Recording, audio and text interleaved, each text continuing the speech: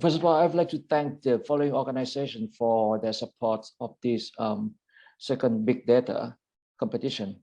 The Ministry of Public Health, Thailand, Department of Medical Services, and Rajaviti Hospital, where I work in, and Beta Pacharak Hospital in Bangkok, where I work in as well, and Arabian Eye Hospital in India, where Dr. Kim works in, and also Alibaba and Tianxi, and Songshan Ophthalmic Center, Sun Yat-sen University in China.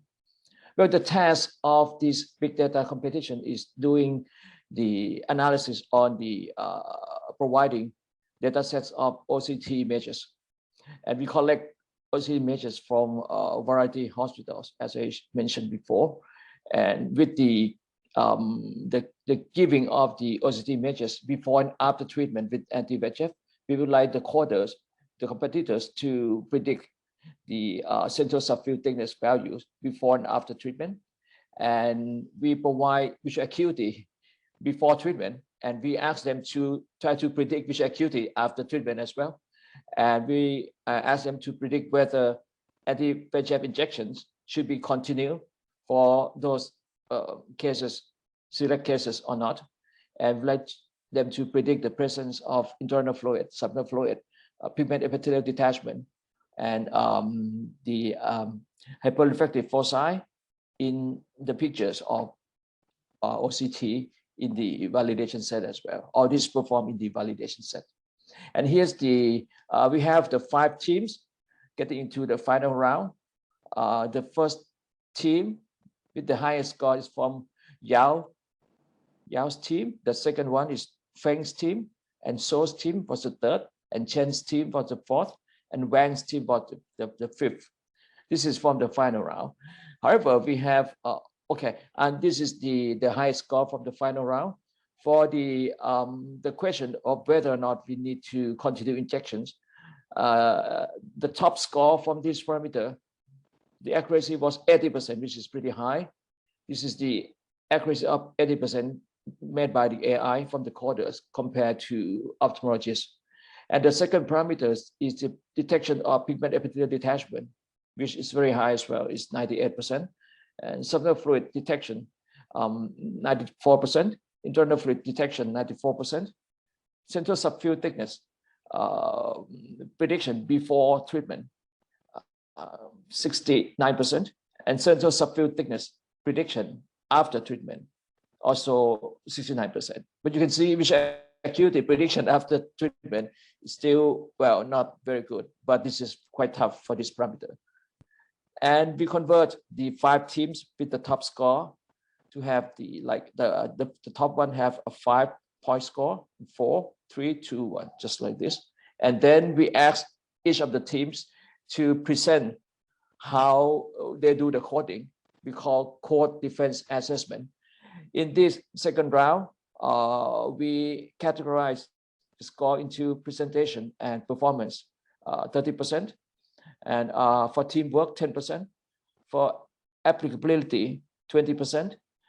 Technical innovation, 20%. Audience poll, 15%. And add-ons, others, issues, like 5%. And here's we try to weight the final round score, as I showed you before, that they had before getting to the course defense. And here's the core defense. And this is the weight score for the core defense. You can see the weight score for the final rounds: 4, 3.2, 2.4, 1.6, 0.8. And for weighted score of the core defense round, say 1, 0.8, 0.6, 0.4, and 0.2 for the ranking of 5. The first one, the first, second, third, and fourth, and fifth ranking. And yeah, and this is the final round weighted score that I told you before. This is from the final round, it's not from the core defensing. And here, well, you can see this is from the core defense of the first team, a piece of blue sky. This is from Dr. Yao, Mr. Yao's team. You can see this is the green bar is from the mark that this team received. And this is a comparison to the 4 marks of each categorization that I mentioned to you before: presentation, teamwork, applicability, technical innovation, and add-ons. Totally, this team got like 73%.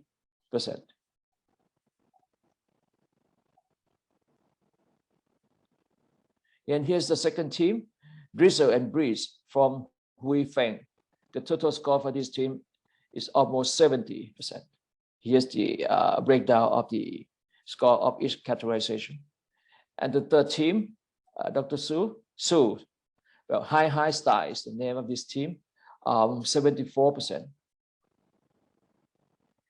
And the team of Shoshen, 74%. And these are the breakdowns. And the fifth team got the Hairline from Wang's team. I believe this team is the team of the first year of the undergraduate school in China. They're pretty amazing. Yeah, they got like 73%. And here's a breakdown of the score of this team. So this is the core defense final score before the audience poll. You can see here the team got the highest score from the final round, but got maybe probably the third or the fourth one from the core defense round. The first, the top score from the core defense round was the third from the final round. And you can see after the audience poll, this first team got like plus 12% of score, and the last team got like plus 15 score. However, this is the combination of all the scores, and this is the leaders from the core defense round. The top one is the last team, and the second one is the first team from the final round defense. And I remind you again of the final round weighted score, and after we combine the core defense round, here's the final score. So the team of Yao, still the champion, got the highest score, and Feng's team is the first runner-up, and So's team was the second runner-up. And here's the member of the champion team, Ruji Yao, Xu Xuan Su, and Lin Hua Su from they are the champions. And they received $8,000 for being the champion of the second APTOS Big Data Competition. And here's the first runner-up goes to Feng. And Feng's team is going to receive $5,000 from APTOS as the first runner-up. And the second runner-up is from Keeping Su. And these competitors going to receive $2,000 as the third, as the second runner-up. So, I can stop sharing the screen now, and it's my privilege to show each team how they decipher the codes from the OCT images, and how they what's their secrets of winning the second APTOS Big Data Competition. And the prize that we give to them, these are not cryptocurrencies, but they are the real money that each team will receive. And finally, I would like to thank Dr. Anjarak and Dr. Betapon from Rajaviti Hospital, Dr. Jan from Meta Pacharak Hospital, Thailand, and Dr. Kim Ramarasmi from Aravind Eye Hospital, India, for providing the OCT data sets for this competition. And thanks again for Alibaba and Tianchai for technical support for this competition. So next, please allow me to invite the top 3 teams that have won the second APTOS Big Data Competition prizes to share and tell their experience and secrets with you. Florence, you can invite each of them to present. Thank you. Okay, let's have the champion, which is Dr. Ruji Yao's team. The team name is a patch of blue sky, And all the three members of this team are from the Multimedia Signal and Intelligent Information Processing Lab of the Department of Electronic Engineering of Tsinghua University in Beijing, China. The team members include postgraduate students Dr. Raozi Yao, and then doctoral student Yunshen Zhou, and postgraduate student Lianhao Zhou. They are all first-year graduate students directed by Professor Wu Ji. The lab focus is on smart medical information processing and is actively carrying out research work on auxiliary diagnosis for general practice, as well as auxiliary diagnosis and treatment for specialist auxiliary. Let's welcome Dr. Yao.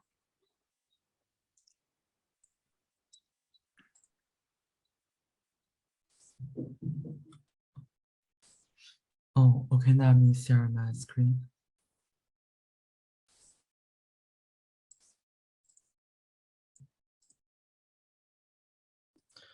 Good morning, everyone. I'm Rachel Yao from your Blue Sky team, and I'm honored to share on behalf of my team.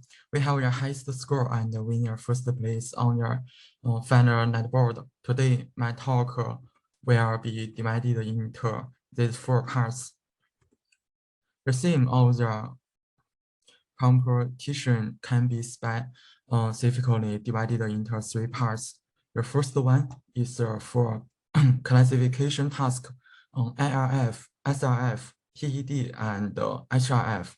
The difficulty is that the preliminary dataset is labeled by case, while the final dataset is labeled for each image. And we use swing transformer and multi-instance learning to solve the problem. The second is a regression task on central retin sequence, CST. 2 different scanning methods make this problem difficult. Radial scan, horizontal scan. We did not use semantic segmentation, nor introduce additional public datasets, because we have proved that as long as the images of the 2 scanning methods are separately training at the end, a high accuracy can be achieved by directly use ResNet 101 for regression. The last is a prediction task to determine whether to continue the injection treatment, since the results of the first 2 tasks need to be used. Their errors will also have an impact, so we use working regressor to enhance robustness.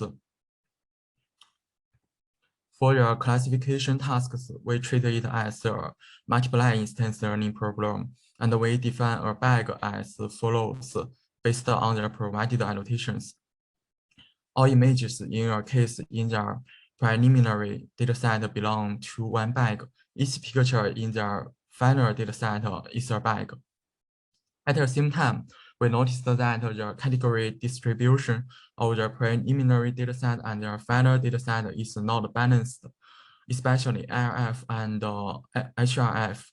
As shown in the chart, the proportion of IRF in the preliminary dataset and the final dataset is 33.2% and 84.1%, and become 52.4% after the combination, while the proportion of HRF in the preliminary dataset and the final dataset is 30.3% and 95.7% respectively, and become 55.8% after the combination. All in all, after merging, the sample distribution is more balanced. We chose swing transformer as a classification network. For an input image, we cut out the macular OCT image from the raw image first, then input the background images at a time. Suppose there are n images in a bag after passing through a network. And n times 4 dimensional vector will be output, where 4 is a number of categories. Here we do not add additional network structure, but directly do a max pruning to get a final result. Only doing max pruning can not only solve the problem of inconsistent number of pictures in each bag, but also make full use of the pre-training parameters. Importantly, because there is only one image per bag in your final dataset, so the network can converge well. And after our tempos, the training and the prediction of the model can be performed on a single 1080 GPU. So the requirements for computing power are not high. For CST, the radially scanned images are all past the central foveal, where only the center one is useful in the horizontal scan. The rest are noise samples. So the first thing we do is finding the center image. Due to some data irregularities, image naming confusion, incompleted OCT images, or some cases, the most robust method is as shown on the right. First, we compute the sum of rows of the G channel of per founder's image. Then those where the maxima are located close to the middle one are the desired images. We use ResNet 101 for CST regression. On the loss function, we made adjustments to the requirements of the competition. We combined the mean absolute percentage error with a smooth L1 loss and set beta to 0.075. The advantage of this loss function is that it is not sensitive to abnormal data, and when m is less than 0.075, the derivative is smaller, making the loss convergence more stable. And in order to map the numerical value of CST around 1, we divided the label value by 500. When entering data, we take the middle third of the macular OCT image and do random cropping within 15 pixels in the horizontal direction. In model training, radial scan and horizontal scan are trained together in the first step. To ensure sufficient samples, first we train the image set to 224 and use ImageNet pre-trained parameters to train for 213 epochs to make the model converge quickly. At this step, we get model 1. And then we change the image size to 512 and use parameters of the model 1 to train for 130 epochs to improve image resolution and reduce regression error. At this step, we get model 1. So the first step, we get the identical converged model. In the second step, we train the radial scan and the horizontal scan separately. We use image size of 512 and the parameters of model 1 to change the two different scans separately. Also, the two scans are separately predicted to get a final result. Of course, in order to improve the scale of the netboard, we also add some tricks, such as adding random cropping in the vertical direction, giving priority to the radial scan image with ID3, etc. But the core idea is still separate training and separate prediction. On the question of where to continue the injection, we take a total of 15 features such as classification results, regression results, and some features provided by the sponsor as input.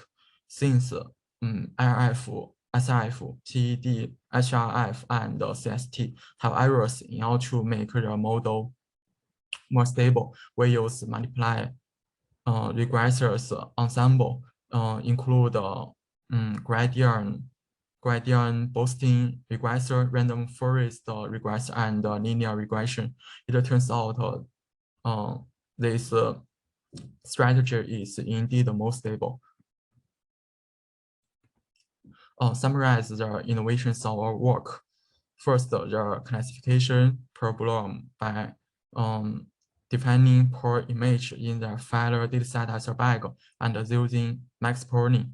The problem of inconsistency in the number of images in each bag in a preliminary dataset is solved, and because no additional network structure is added in string transformer, the pre-training model is fully utilized. Second, by computing the sum of rows of the J channel, the middle position of the horizontal scanned image is accurately found.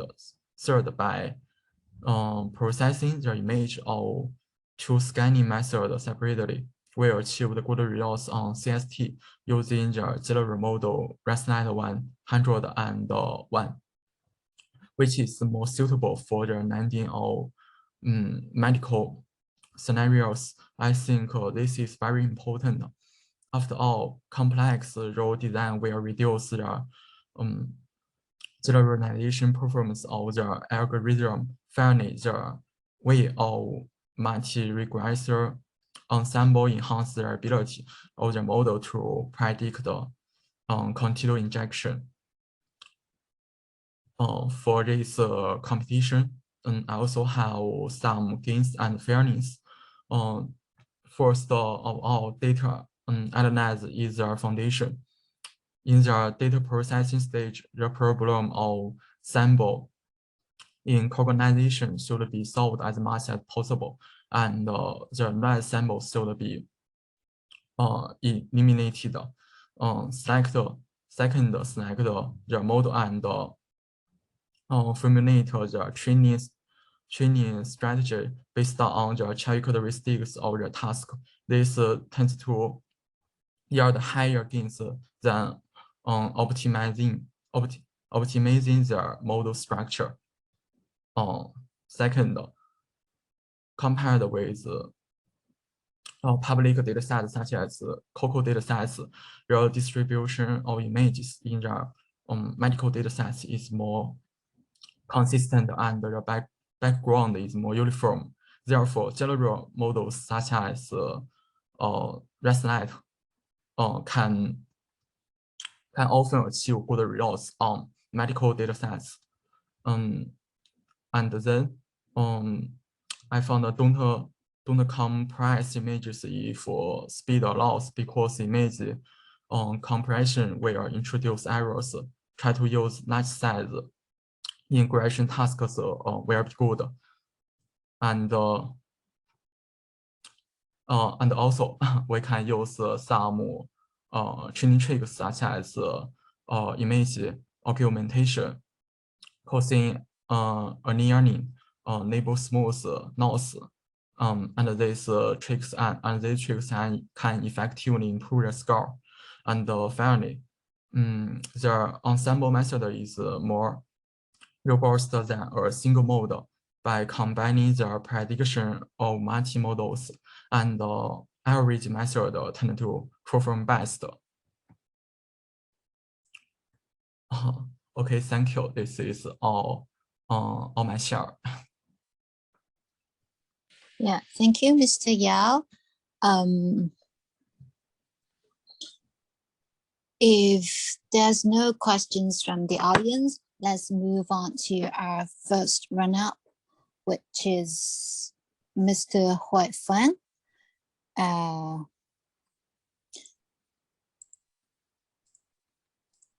Mr. Feng is doing a master's degree in electronic and information from Xidian University in Guangzhou, China. His current research interests include video anomaly detection, defect detection, and deep learning.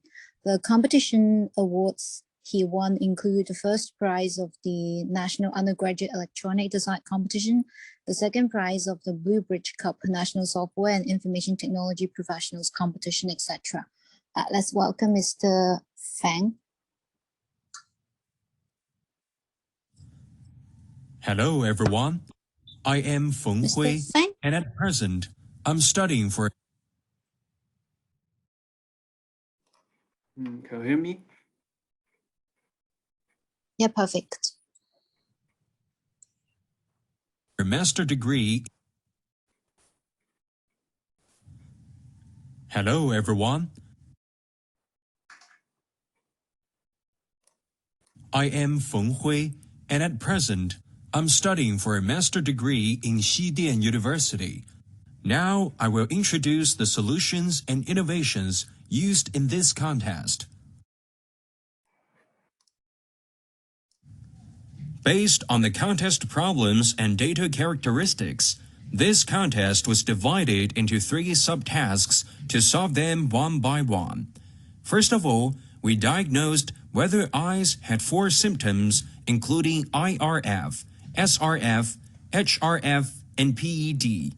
Secondly, we measured the thickness of the central retina.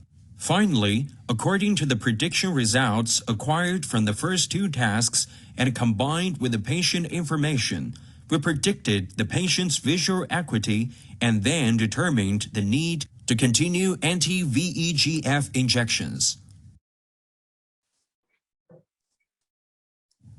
According to the data analysis of Task 1, it was not difficult to see that there was an imbalance between positive and negative samples. Meanwhile, multiple OCT images with the same ID in Stage 1 have only one corresponding label. So this is a weak supervision problem. Multiple instance learning was adopted to solve this problem.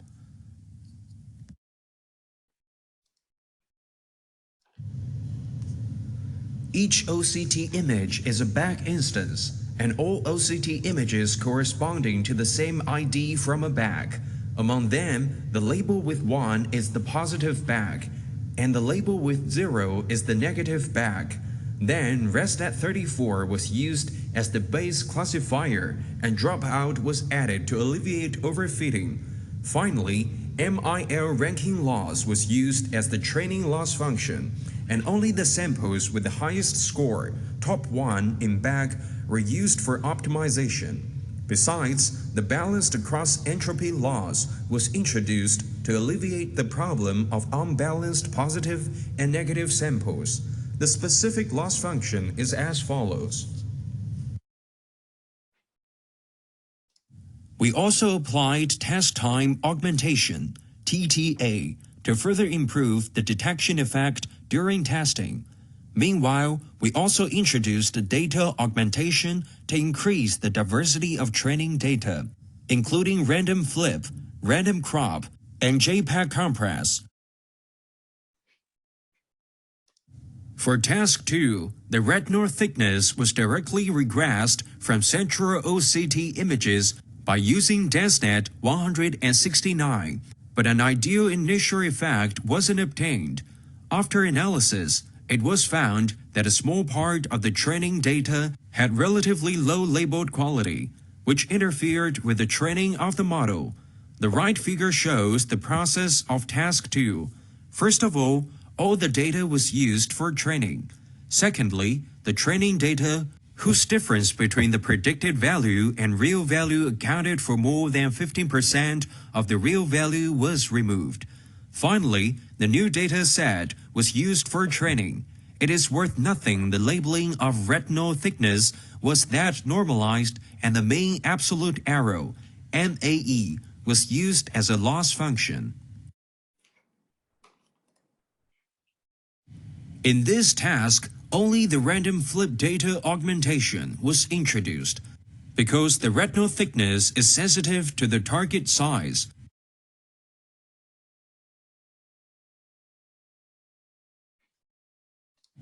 The first two tasks aim to carry out the classification or regression of OCT images, while the input of task 3 was structured data. By combining the prediction results obtained from the first two tasks with patient information, the input feature vector was obtained, and then the preprocessing was carried out. Later, a 3-layer neural network was used to predict patients' visual acuity changes after treatment, because we found that this was easier than directly predicting visual acuity through experiments.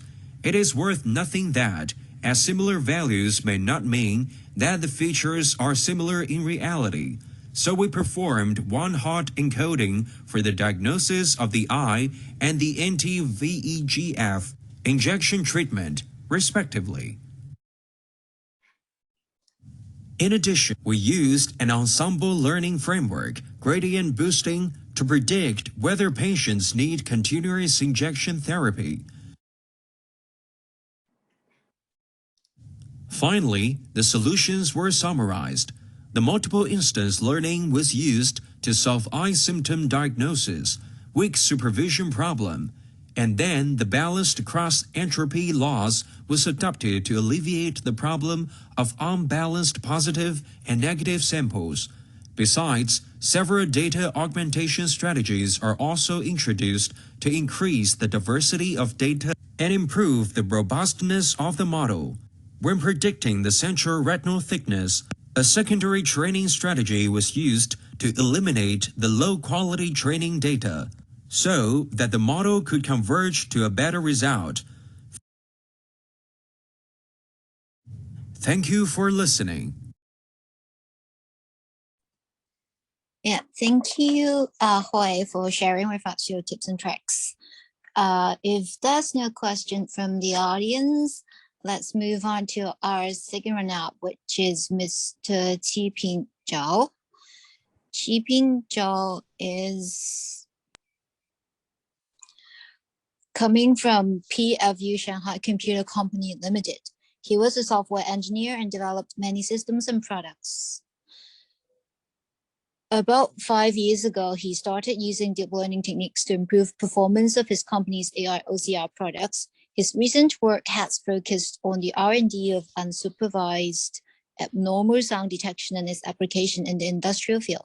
He participated in the recent 2 years international acoustic competition, which is a task for unsupervised detection of anomalous sounds. He got the 6th place twice, which is the top rank among all the teams coming from the China research institutes and universities. Mr. Zhao, please. Hello, everyone. I am Qiping Zhou. I'm very happy to have this opportunity to share my solution of this competition.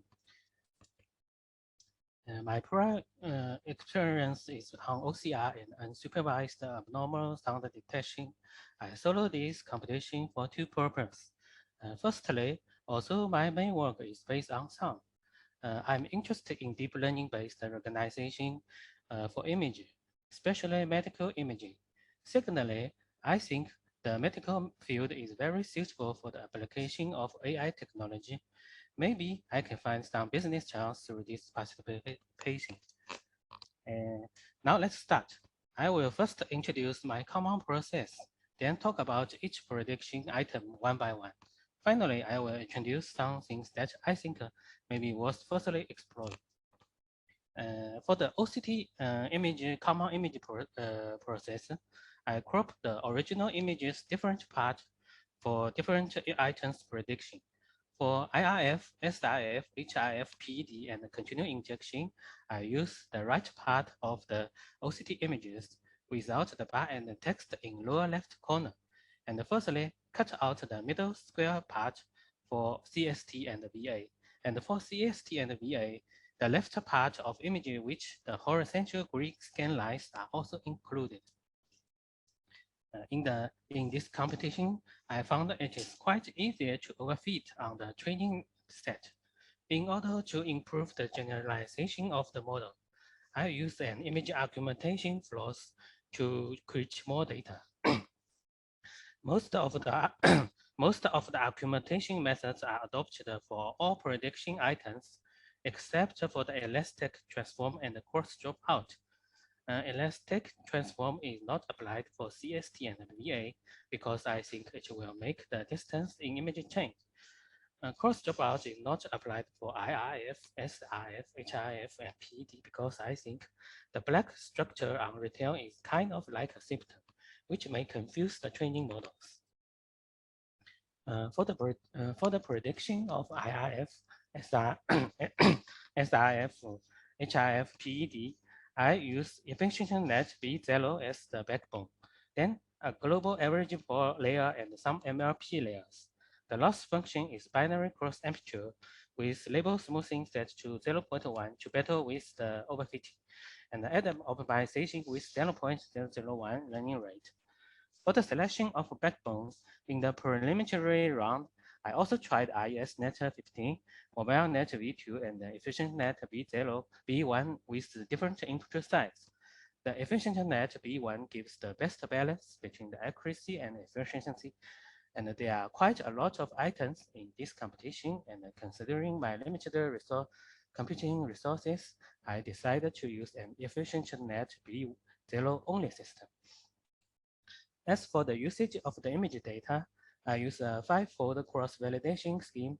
For submission, I pick top performance imports based on validation set and average order prediction results. In fact, for most of the following prediction items, I use a similar network architecture and a training strategy. And for the prediction of PED, a small gamma transform trick improved the AUC a little. A gamma transform can make the dark pixels darker compared with the light pixels. I tried 1.5 and 2.0, and 2.0 get a better result. I think maybe PED is near the bottom lightest part of the retail, so gamma transform makes it easier to identify. For the prediction of CST, I take it as a regression task from imaging. For me, the key point to improve the score is to drop the horizontal scan images that is far from the center point. A simple but efficient algorithm is developed to do this job, and I separately tried different parameters for stage 1 and stage 2. For VA, an architecture that integrating image features and patient metadata is developed. And I take the stage 1 as a classification task and the stage 2 as a regression task, which tries to predict the change degrees of VA before and after treatment. The column selection of metadata is based on a lot of trials. Actually, I spent quite a lot of time to improve VA because I found most teams get similar VA scores in this competition. If I can significantly increase the VA score, I think I can get better rank. Unfortunately, most of that my try in VA was unsuccessful, but the classification-based architecture achieved a signal high score for stage 1 VA prediction. Now let's move to the continued injection.